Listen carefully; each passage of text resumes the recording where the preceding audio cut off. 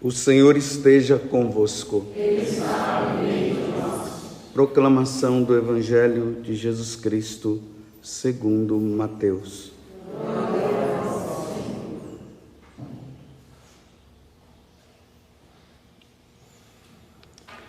Naquele tempo, quando Jesus entrou em Cafarnaum, um oficial romano aproximou-se dele, suplicando: Senhor, o meu empregado está de cama lá em casa, sofrendo terrivelmente com uma paralisia.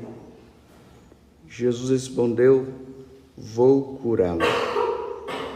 O oficial disse: Senhor, eu não sou digno de que entres em minha casa. Dize uma só palavra e o meu empregado ficará curado. Pois eu também sou subordinado e tenho soldados sob minhas ordens. E digo a um: vai, e ele vai. E a outro: vem, e ele vem. E digo a meu escravo: faz isto, e ele o faz. Quando ouviu isso, Jesus ficou admirado e disse aos que o seguiam: em verdade vos digo, nunca encontrei em Israel alguém que tivesse tanta fé. Eu vos digo, muitos virão do Oriente e do Ocidente e se sentarão à mesa no reino dos céus, junto com Abraão, Isaque e Jacó. Palavra da salvação. Glória a vós, Senhor.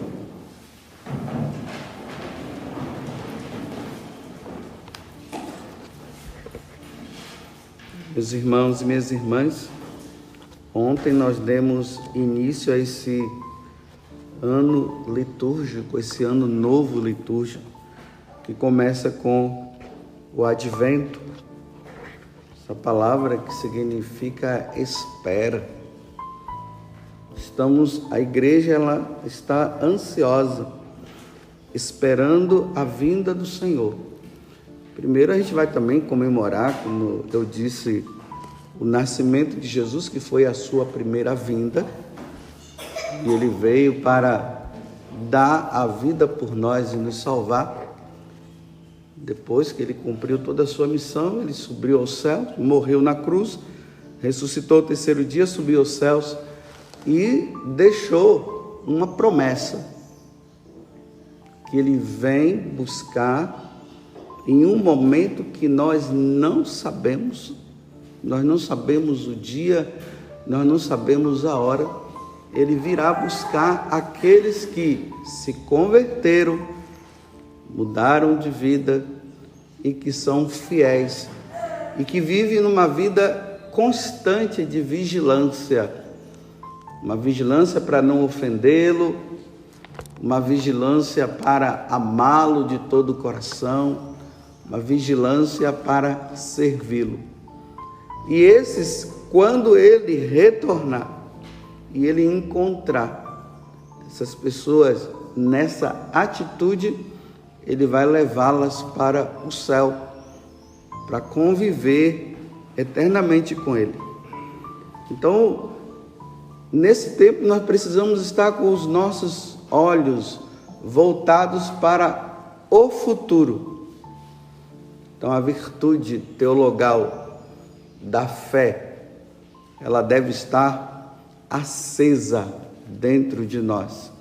A fé que nos ajuda a acreditar em Deus. Eu creio em Deus. Eu creio em Deus Pai Todo-Poderoso, o Criador do céu e da terra. E com essa segunda virtude, que é a virtude da esperança, Ele virá a qualquer momento. Mesmo que nós passemos por diversas situações de sofrimentos aqui nessa terra, a esperança vai nos dar força para dizer: tudo isso vai passar. Tudo isso vai passar quando? Quando Ele vir. Mas quando Ele virá, Nós não sabemos. Ele mesmo deixou isso claro. A qualquer momento ele poderá chegar. Então, as leituras do Evangelho e as leituras também, as primeiras leituras, elas estão todas voltadas para isso. E é preciso sempre colocar dentro desse contexto. Senão nós vamos fazer algumas meditações assim, né? O oficial aqui foi diante de Jesus e o homem ficou curado. E você vê que aqui a questão não está se gerando em torno da cura do homem, mas de um oficial pagão que foi atrás de Jesus para que Jesus pudesse curar o seu servo, que estava, o seu empregado, que estava de cama, sofrendo terrivelmente uma paralisia. Então veja, era um homem pagão. Então ele, no tempo de Jesus, o pagão era o que não adorava o Deus de Israel, era chamado de pagão. Ele era romano.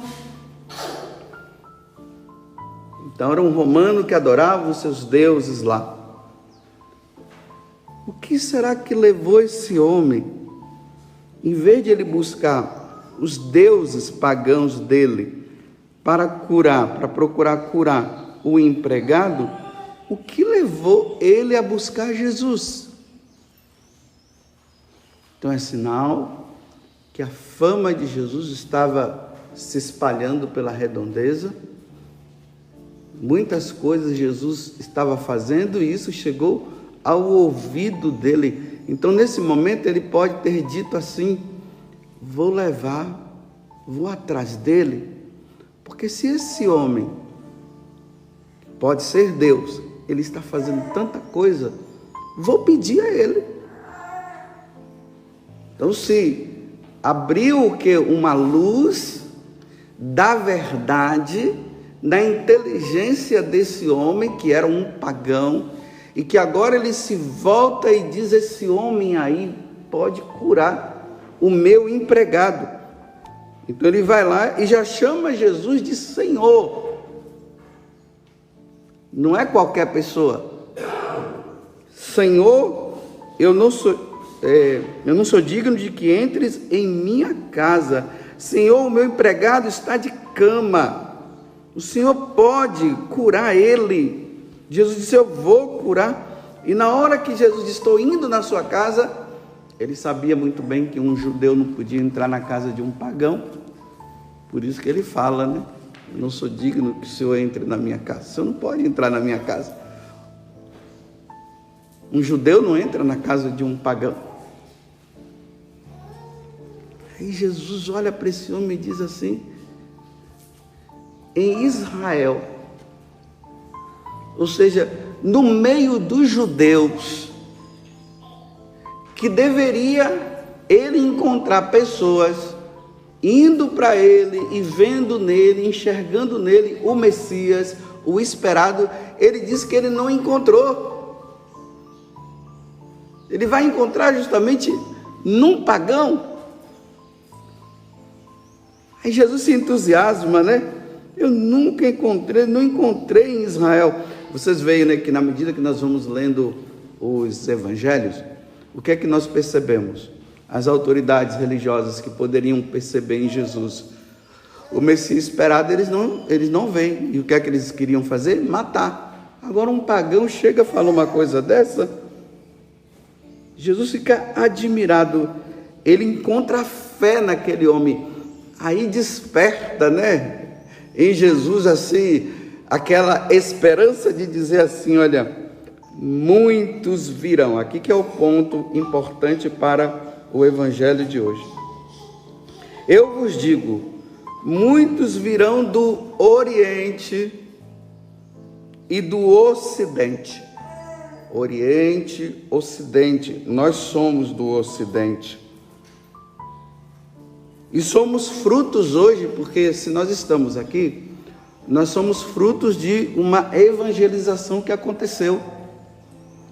E nós precisamos perceber que nós estamos aqui hoje porque lá no passado, pessoas deram a vida pela missão do Evangelho. Ide por todo mundo e pregai o Evangelho a toda criatura. Então nós somos frutos dessa evangelização. Nós também passamos a crer, nós também passamos a acreditar. Os nossos pais nos ajudaram, os nossos pais levaram a pia batismal, lá nós fomos batizados. A palavra de Deus, ela chegou também ao nosso coração. Então aqui no Ocidente, Jesus está dizendo, do Oriente e do Ocidente, se sentarão à mesa aonde? No céu. Muitos do Oriente e muitos do Ocidente. Então, é preciso notar também que Jesus não está dizendo que são todos os do Oriente e todos do Ocidente. Ele está dizendo muitos. Se sentarão à mesa no reino dos céus, junto com quem? Com Abraão, Isaque e Jacó. Então Jesus está olhando para trás e ele está dizendo que Abraão, Isaque e Jacó, no céu, já estão se banqueteando, já estão participando da alegria do céu. E ele está dizendo que muitos do Oriente e do Ocidente estarão lá também, junto com Abraão, junto com Isaque e junto com Jacó, porque o judaísmo começou com Abraão, os patriarcas chamados, né? Abraão, Isaque e Jacó. E foi nessa religião judaica que o Verbo se encarnou, que Jesus se fez homem, e a partir dali os seguidores de Jesus passaram a ser chamados de cristãos, como diz lá nos Atos dos Apóstolos, na cidade de Antioquia. Então, esses do Antigo Testamento que foram fiéis a Deus, Jesus agora está dizendo que muitos que virão disso aqui, estarão também no céu. Aí nós olhamos hoje, por exemplo, São Charbel, né? Eu entrei ali na sacristia, aí tem um livro ali de São Charbel, que é um santo libanês, que eu não sei quem foi que colocou lá, que eu devo ter emprestado, aí me devolveram hoje. Então estava lá. Esse santo é do Oriente. Ele já está lá. Os apóstolos são do Oriente, com exceção de Judas, os outros todos estão lá. Agora, no Ocidente, aí nós vamos percebendo quantos santos que existiram e que estão agora também no céu. No Ocidente, uma Santa Teresa d'Ávila, uma Santa Dulce, um Santo Antônio, são todos do Ocidente, que foram fiéis a Deus, eles mudaram de vida, mesmo que eles tenham passado por diversas provações, mas eles não desanimaram e morreram santamente, agora estão lá. A pergunta que fica agora para nós nessa manhã, nessa segunda-feira da primeira semana do Advento é: quando Jesus fala que do Oriente e do Ocidente muitos se sentarão à mesa no reino dos céus, junto com Abraão, Isaque e Jacó, será que essa palavra que ele está dizendo vai se referir a você também?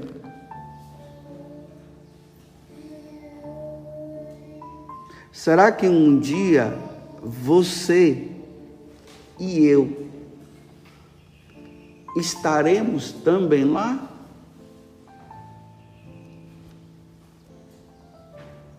Só o tempo vai dizer. Só o tempo. E aí acontece essa vinda, né? a vinda de Jesus que virá na sua glória, como nós vimos ontem, ou a vinda dele que virá para me buscar a qualquer momento ou buscar você. Então, no dia que o Senhor vir na sua glória, tanto para buscar todos os povos ou para buscar somente você, será que Jesus vai dizer assim: vinde bendito do meu Pai? Ou ele vai dizer: afastai-vos de mim?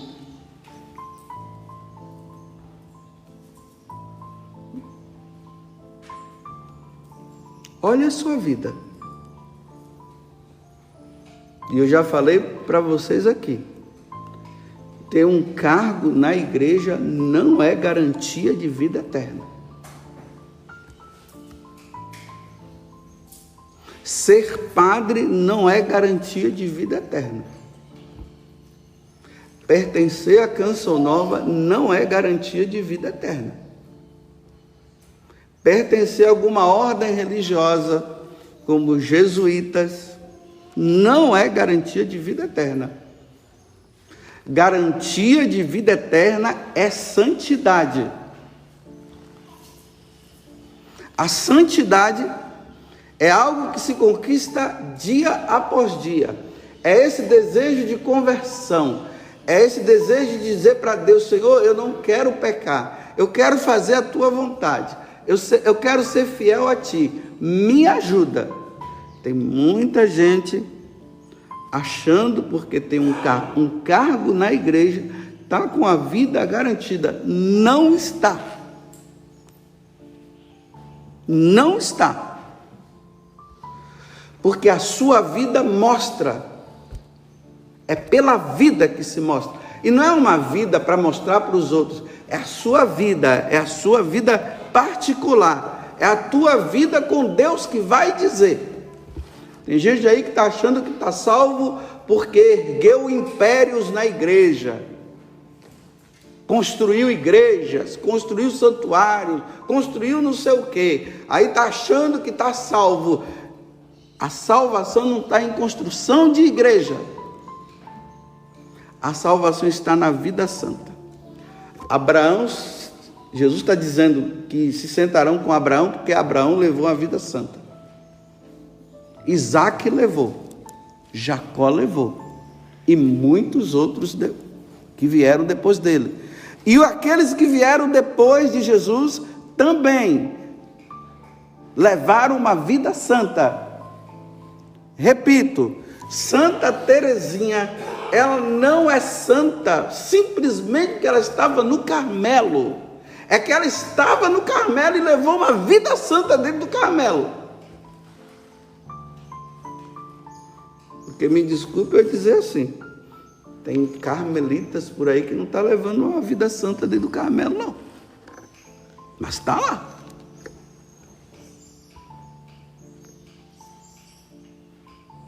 O cura d'Arce, São João Maria Vianney, ele não foi santo porque ele era sacerdote.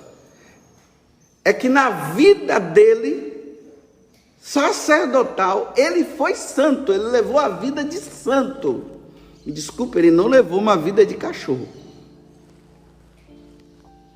E aí a igreja, analisando, observando, aí também as testemunhas foram dizendo como é que era aquele homem, as penitências que ele fazia, a preocupação que ele tinha com a salvação dele e a salvação dos paroquianos, as coisas extraordinárias que ele fazia pela salvação dele. Aí a igreja disse: esse homem é santo. As virtudes heróicas dele mostram que ele é santo. Então agora a igreja diz: ele está também lá. Ele é do Ocidente, ele está lá no céu. Agora, por que tem tanta gente que religioso, religiosa, padres, bispos, leigos por aí, que a igreja não canonizou? Nossa, mas trabalhava na igreja. Mas por que não canonizou? Vida dupla.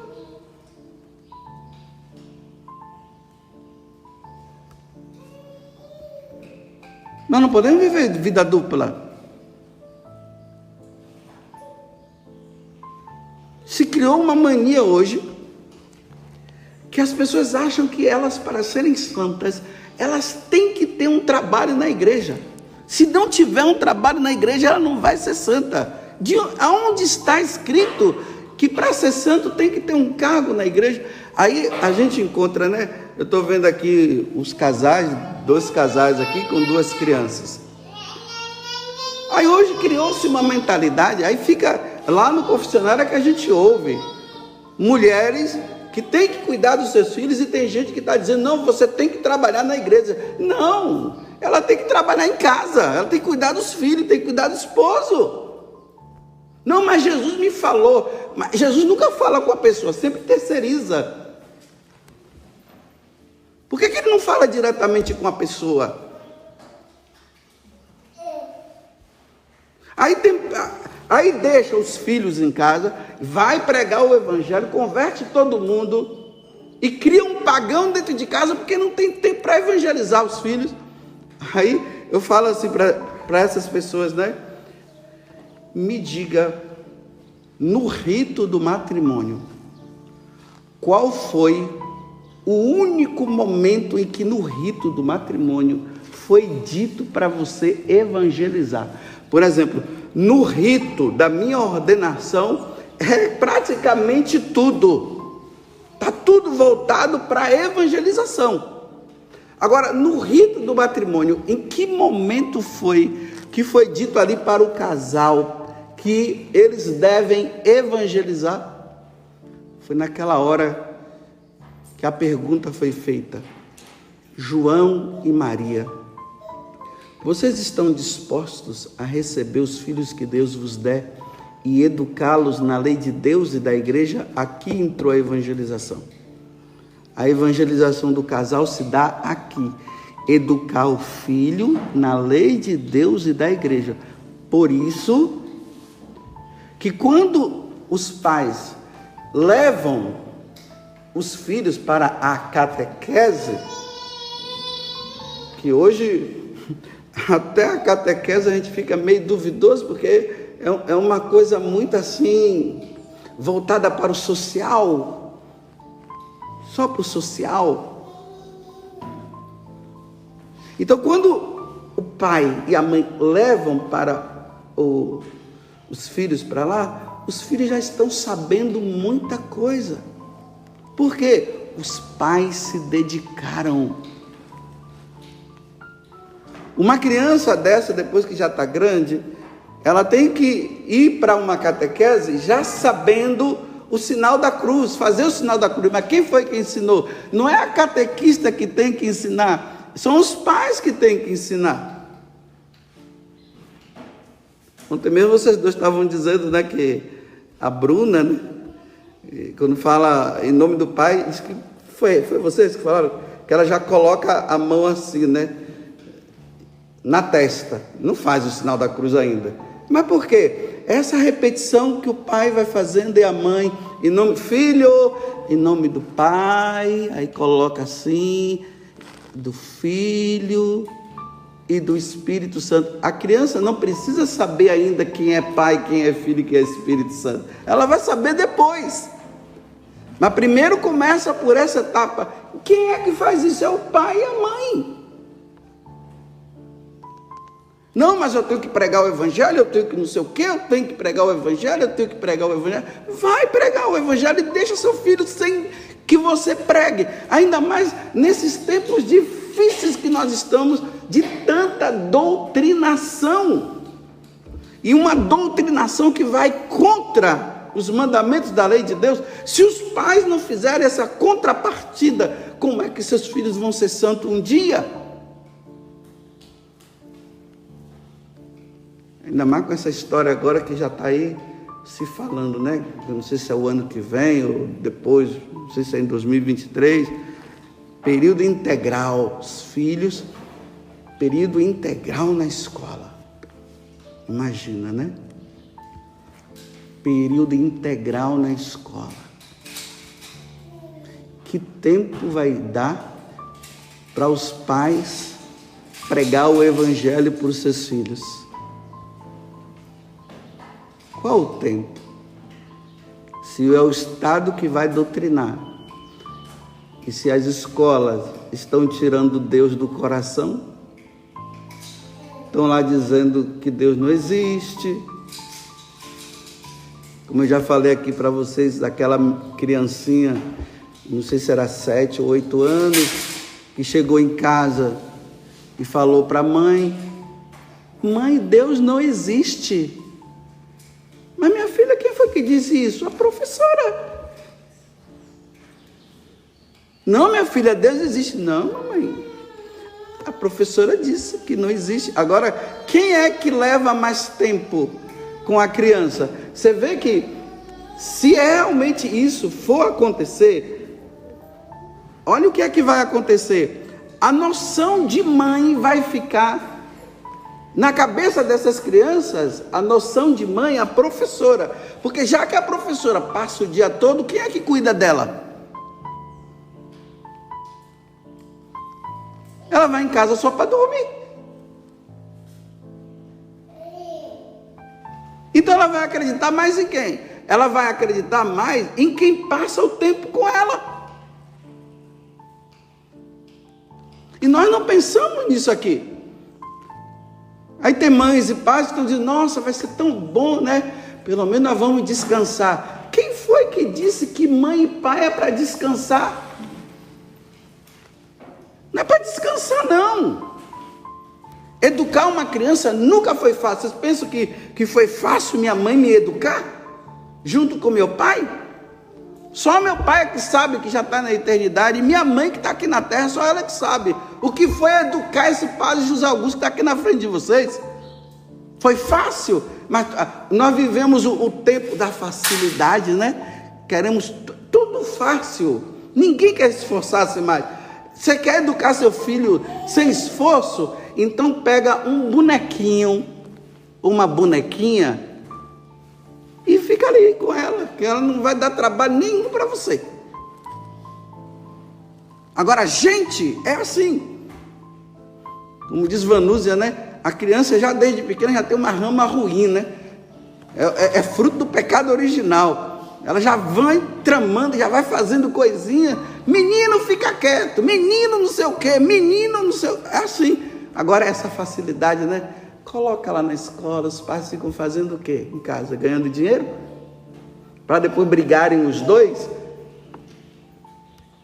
Eu ganho mais do que você?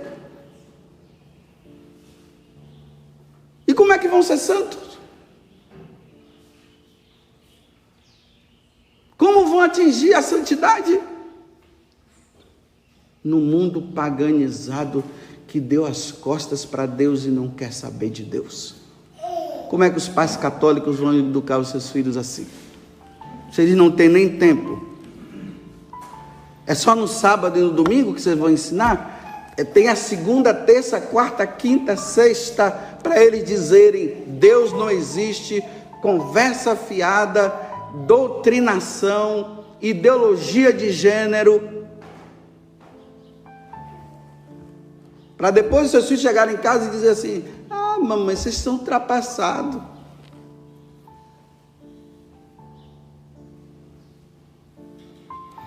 Tá ok. Termino dizendo mais uma vez. Será que Jesus vai dizer também para essas crianças que estão aqui, para os seus pais, para mim e para você, que nós também estaremos à mesa no reino dos céus? Levamos uma vida santa mesmo? Está acontecendo uma coisa extraordinária que eu acho bonito. Estão indo no confessionário pessoas que há 40 anos não confessavam. 40 anos. Só que essas pessoas ainda não estão fazendo uma boa confissão. Eles dizem que 40 anos sem confessar, 30 anos sem confessar, e às vezes vão lá e dizem apenas isso: briguei com uma pessoa. Aí a gente tem que ficar ali tentando, né? Pegar aqui alguma coisa e pergunta daqui, porque são 40 anos, né? Imagina você passar 40 anos da sua vida e você só dizer assim: briguei com o vizinho. É muita santidade, meu Deus. Não estou julgando ninguém, mas é uma coisa extraordinária, né? Mas estão vindo, estão buscando. Louvado seja nosso Senhor Jesus Cristo e a nossa Mãe Maria Santíssima.